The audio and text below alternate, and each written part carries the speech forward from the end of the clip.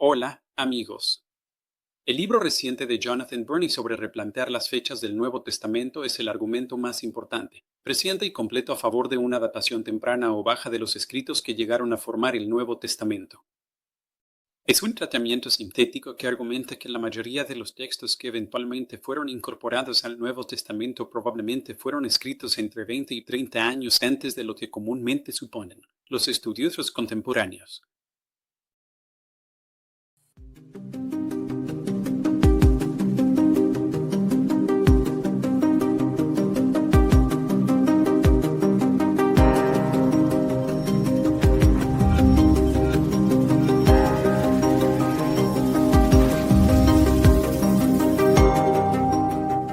Según Bernier, los documentos del Nuevo Testamento fueron escritos principalmente entre los años 40 y 70 del siglo I.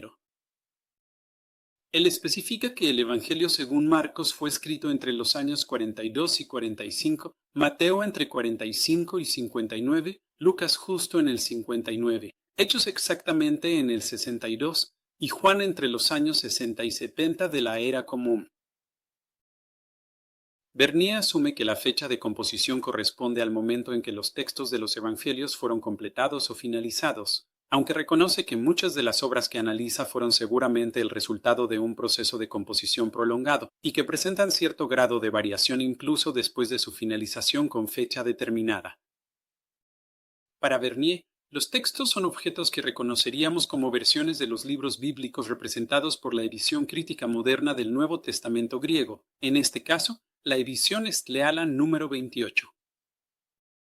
Sin embargo, en mi opinión, es anacrónico y algo simplista pensar que nuestras reconstrucciones modernas representan el texto original. Incluso la idea de que existió un texto original ha sido, desde hace tiempo, objeto de mucho debate. Así que Bernier expone en su libro 3 procedimientos básicos para generar hipótesis. El primer procedimiento es la sincronización, que establece la relación temporal de un texto con otros eventos o situaciones del pasado, incluyendo la composición de otros textos. En segundo lugar, la contextualización busca establecer la relación probable del texto con el desarrollo general del cristianismo primitivo en áreas como la eclesiología, la cristología y la inclusión de los gentiles. En tercer lugar, la biografía del autor pregunta en qué momento de la vida del autor se sitúa mejor un texto determinado. Este procedimiento, por supuesto, asume que podemos saber algo auténtico sobre la vida de los autores de los evangelios. Este procedimiento en particular funciona mucho mejor para Pablo. Según Bernier, la hipótesis preferida es aquella que, en primer lugar, emplea el menor número de falacias lógicas. En segundo lugar, puede dar cuenta de la mayor cantidad de datos relevantes. Y en tercer lugar, puede hacerlo con el mayor grado de parsimonia.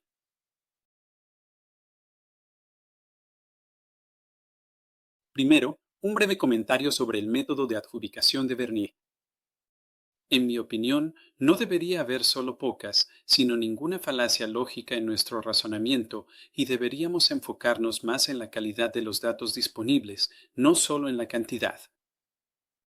Tenemos muchos datos legendarios, pero eso no necesariamente los convierte en una buena fuente. Finalmente, la parsimonia no es realmente una cuestión de lógica. Es solo otro nombre para la simplicidad. Y el hecho de que una opción sea más simple no significa que sea verdadera o histórica. Bernier emplea principalmente el criterio de inteligibilidad. Él escribe que, al considerar el asunto del año 70, debemos hacernos dos preguntas. ¿Hay material en el libro del Nuevo Testamento que sea más plenamente inteligible si fue escrito antes del año 70 de la era común? Y dos, ¿hay material en el libro que sea más plenamente inteligible solo si fue escrito después del año 70?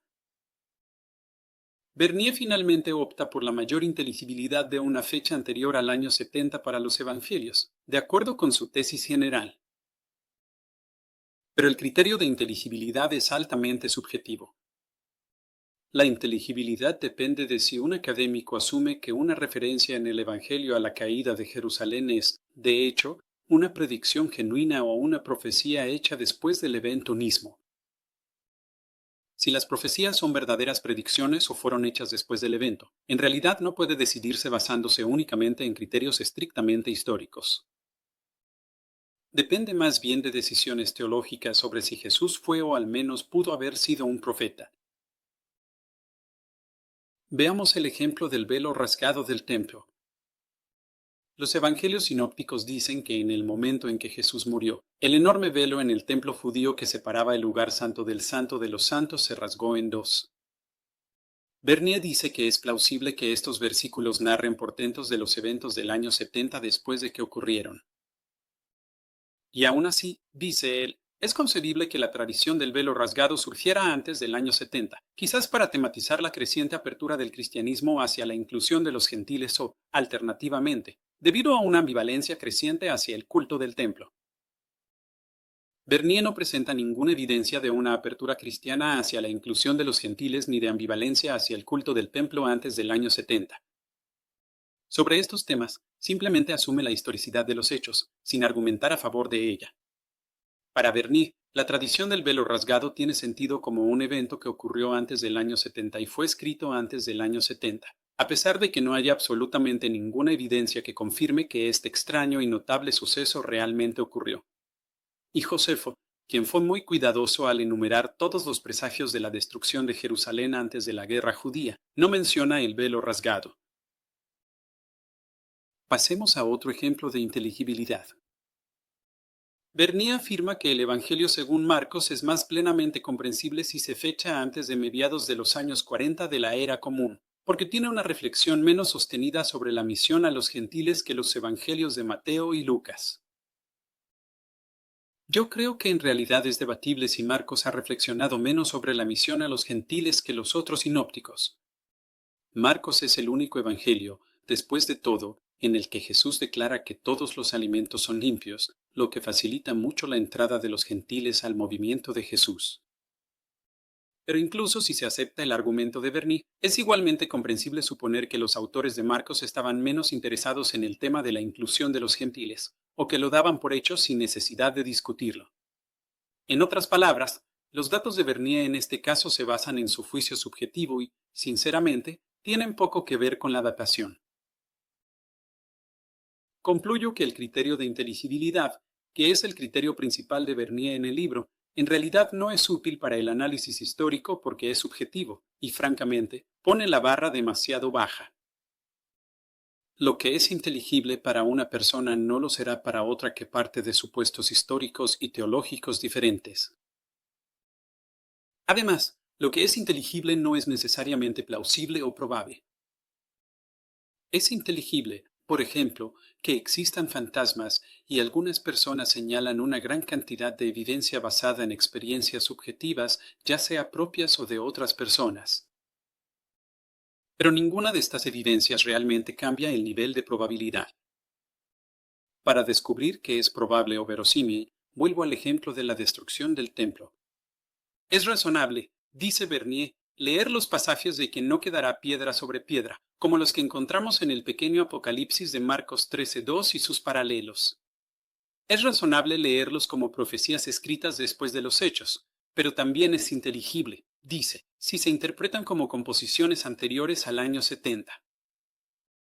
Aquí es donde Bernier da la impresión de mantener una neutralidad académica, aunque debido a sus propias suposiciones teológicas e históricas, finalmente llega a favorecer claramente la teoría de una composición anterior al año 70. La cuestión aquí no es tanto si Jesús predijo la destrucción total del templo, sino que habrían escrito los autores de los evangelios sobre lo que dijo Jesús.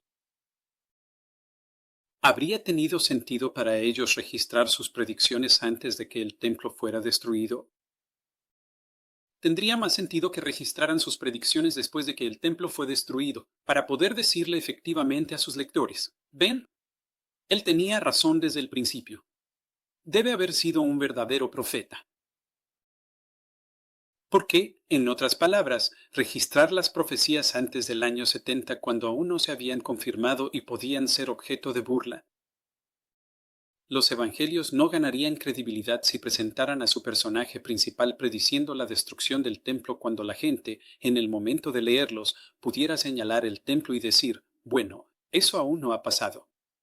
Todavía no se sabe si Jesús fue un verdadero profeta.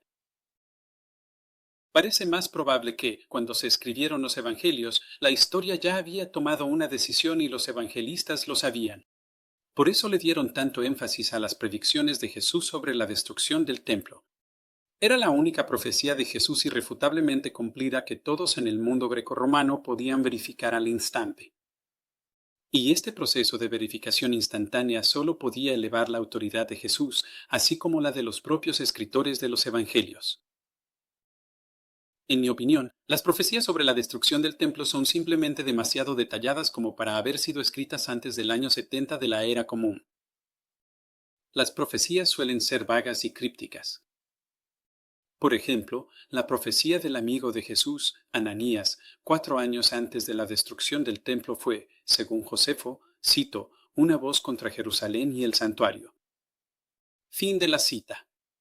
Las profecías del Evangelio sobre la destrucción del templo son bastante más precisas. Cito, no quedará piedra sobre piedra. Todo será derribado. Y en Lucas, tus enemigos levantarán empalizadas a tu alrededor Jerusalén, te rodearán y te acorralarán por todos lados. Te aplastarán contra el suelo. Lucas 19:43.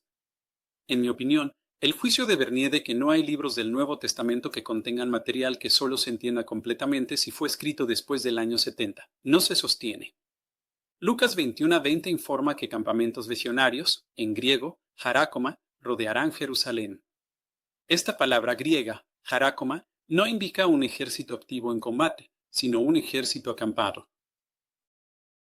La 10ª legión, fretensis, solo acampó fuera de Jerusalén después del verano del año 70. No se contemplaba que batallones legionarios acamparan alrededor de Jerusalén en una situación no bélica antes del año 70. Nunca hubo necesidad de ello. Solo después del año 70 los romanos tomaron la medida extrema de estacionar una legión justo afuera de Jerusalén. Por lo tanto, Lucas 21:20 demuestra que Bernier está equivocado al afirmar que, cito, no hay nada en el texto lucano que no pudiera haberse imaginado antes del año 70. Fin de la cita.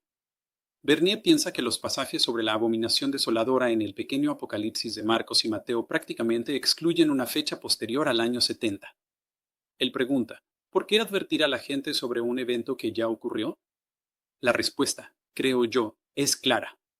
Para autentificar a Jesús y la tradición del Evangelio. Registrar una profecía cumplida es un recurso de autoautentificación. Refuerza la veracidad del relato e inviste a Jesús de autoridad.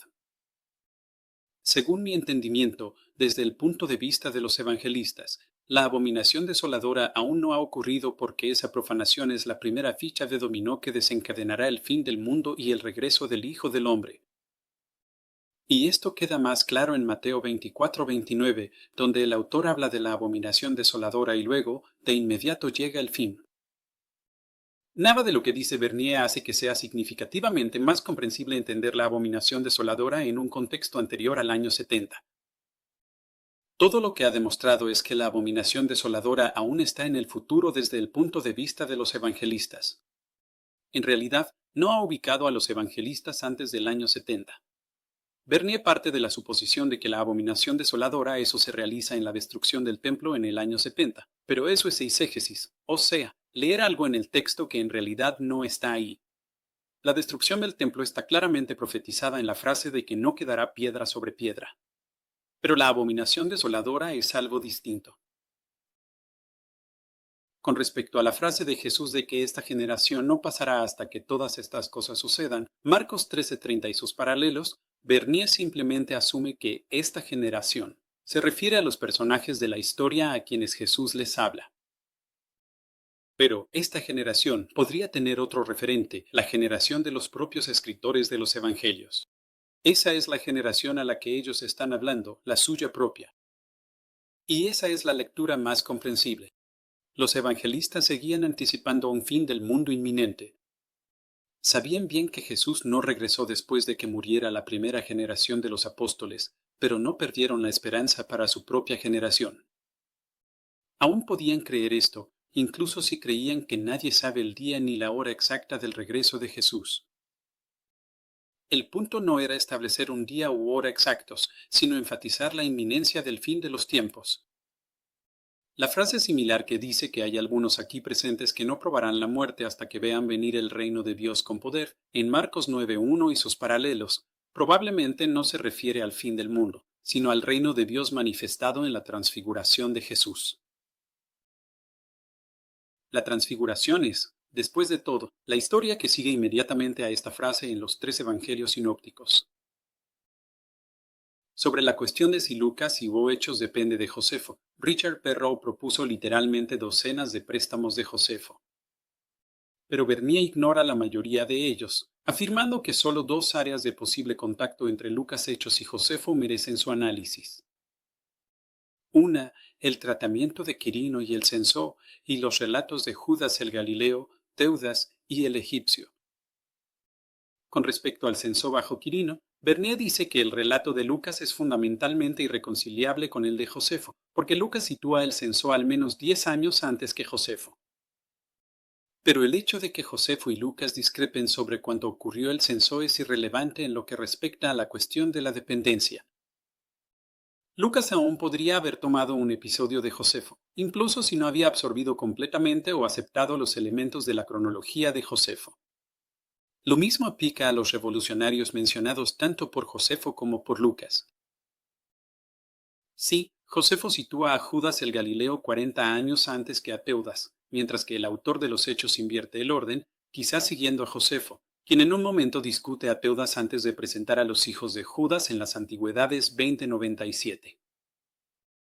Hechos y Josefo no tienen que coincidir en la cronología para depender el uno del otro en cuanto a la información. Si el autor de los Hechos cometió un error cronológico, no significa necesariamente que estuviera confundido. El desliz pudo haber tenido una razón más simple, que el autor extrajo este pasaje de Josefo y ya no lo leyó en su contexto original josefiano. Decir que el autor de los Hechos conocía a Josefo no significa que lo conociera bien o que estudiara sus obras en contexto. En este caso, finalmente, vale la pena señalar que Bernier va en contra de su propia regla de parsimonia, al afirmar que el autor de los Hechos enfatizó exactamente a los mismos personajes revolucionarios que Josefo, pero lo hizo utilizando fuentes distintas a Josefo. En realidad, la navaja de Occam exige que el autor de los Hechos simplemente haya usado directamente a Josefo. Bernier se basa en un argumento que se remonta al menos hasta Harnack. La datación de los evangelios depende de la datación del libro de los Hechos. Hechos sirve como articulación. Si uno fecha Hechos en el año 62, entonces puede fechar todos los sinópticos antes del 62. Si se elimina esa pieza, todo el argumento se desmorona. Así que es momento de eliminar esa pieza.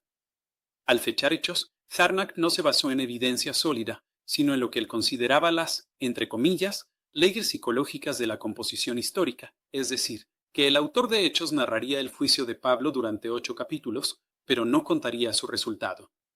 Pero no es tarea del historiador psicologizar a un autor antiguo. Al dejar el juicio en suspenso, el autor de Hechos, se podría argumentar, cuenta una mejor historia. Se llama un cliffhanger, la técnica narrativa de ocultar información para generar suspenso. Y se usa todo el tiempo tanto en buena ficción como en escritura histórica. Una resolución ordenada arruina la curiosidad. Bernier acepta la posición patrística de que el autor de Hechos fue un compañero de Pablo. Pero si ese fuera el caso, ¿no cree Bernier que el autor de Hechos habría dejado ese punto un poco más claro?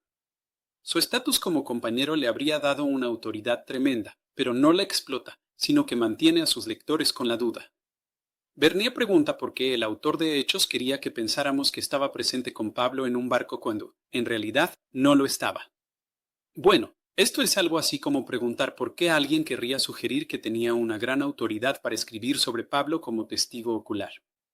La respuesta es obvia, para ganar credibilidad. Pero, ¿por qué? Pregunta Bernier. ¿Este intento de ganar credibilidad se limitó solo a los pasajes de navegación? Respuesta, porque eso fue suficiente. Un escritor astuto no intenta reclamar más de lo necesario para obtener autoridad, y tenemos que considerar la posibilidad de que incluso los autores de textos canónicos pueden mentir. La adhesión de Bernier al mito papiano sobre el origen del Evangelio de Marcos es acrítica. Como él mismo admite, cito, Hay poca evidencia positiva más allá del propio Papías que indique que Pedro fue una fuente principal para el Evangelio de Marcos. Fin de la cita. Aún así, Bernier toma esta posibilidad como un dato. Esto no es buena historia. Un buen historiador realizará un análisis crítico de fuentes para discernir la fiabilidad de la tradición de Papías. No se trata de la cantidad de datos aquí, sino de la calidad. Incluso Eusebio sabía que Papías era un autor de baja calidad, un hombre, como él dijo, de poca inteligencia. Y sin embargo, Bernier se encuentra a sí mismo coincidiendo con Papías y con la mitología eclesiástica posterior que afirma que Pedro conocía a un Juan Marcos de Hechos 12:12, porque Bernier asume que Hechos es historia genuina. En realidad, no lo es. Al menos Bernier menciona el Evangelio de Marción, pero la brevedad de su discusión indica que no lo toma muy en serio. Pero si el Evangelio de Marción es, de hecho, anterior al Lucas canónico, entonces no hay forma de que el Lucas canónico pueda fecharse en el año 59 de la era común. Bernier está bien consciente de los académicos que argumentan que el Evangelio de Marción es cronológicamente anterior al Lucas canónico. Para socavar esta posición, depende de Judy Plie, mientras que simultáneamente, y sin una razón adecuada, niega su sugerencia de que Lucas es posterior al Evangelio de Marción. Por cierto, Bernier de repente distorsiona, o al menos simplifica en gran medida, la posición de Lie, al hacer parecer que Lie describía a Marción como un editor teológico que simplemente eliminó material que consideraba inapropiado. No hay mucho en el Evangelio de Juan que sirva como buena evidencia para fecharlo. Estoy de acuerdo con Bernier en que los supuestos paralelismos entre la expulsión coánica de la sinagoga y la Birkat Haminim simplemente no existen. Además, el dicho de Jesús sobre levantar el templo en 3 días no prueba nada. Tampoco lo hace el cese del culto en Jerusalén y en Gerizim en la historia de la mujer en el pozo, ni la supuesta muerte del discípulo amado en el capítulo 21. Sin embargo, con respecto a la descripción de la muerte de Pedro, en mi opinión es demasiado detallada como para sugerir que el autor de dicha descripción no estuviera realmente familiarizado con las tradiciones del martirio de Pedro por crucifixión. Pedro ha de extender las manos y ser atado o ceñido por otra persona. Esto parecería ser una descripción bastante precisa de la crucifixión en la antigüedad.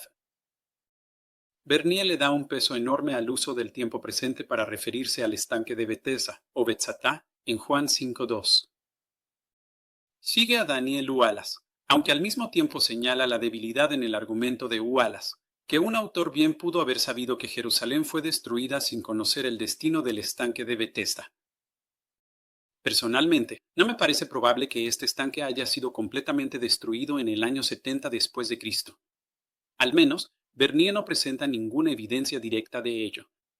Josefo indica, ciertamente, que la mayoría de los muros y torres de Jerusalén fueron destruidos, pero no dice que los romanos hayan destruido absolutamente todos los lugares emblemáticos de la ciudad. Nunca fue el objetivo del ejército romano hacer que Jerusalén fuera completamente inhabitable o irreconocible. Solo querían evitar que Jerusalén volviera a representar una amenaza militar. No tenían ninguna razón para gastar recursos rellenando las enormes piscinas junto a la Puerta de las Ovejas. Mi argumento no es que el estanque y sus pórticos hayan quedado intactos, sino que simplemente no fueron demolidos en el año 70 S.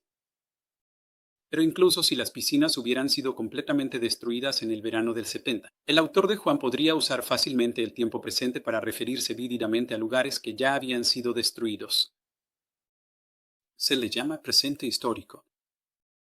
Y como el mismo Bernier señala, Josefo se refiere al templo usando el tiempo presente, aunque escribió décadas después de la destrucción del templo. Con respecto a la atestiguación externa del Evangelio de Juan, estoy convencido de que el autor de las epístolas de Ignacio en la Recensión Media conocía el Evangelio según Juan, pero creo que Bernier está desactualizado al fechar a Ignacio en el reinado de Trajano.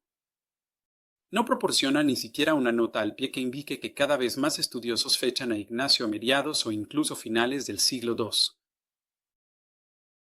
Así que, con esto concluye mi reseña y crítica del libro de Bernier. Espero que la hayan disfrutado. Y si les interesa este tema, por favor consideren tomar mi curso, Prefechando a los Evangelios sin Apologética. Nuevamente, solo me enfoco en la parte del libro de Bernier que trata sobre los Evangelios y Hechos. Hay más contenido, y por supuesto, Animo a todos a que lo lean por su cuenta y lo comparen con la información que obtendrán en mi curso. Gracias a todos y cuídense.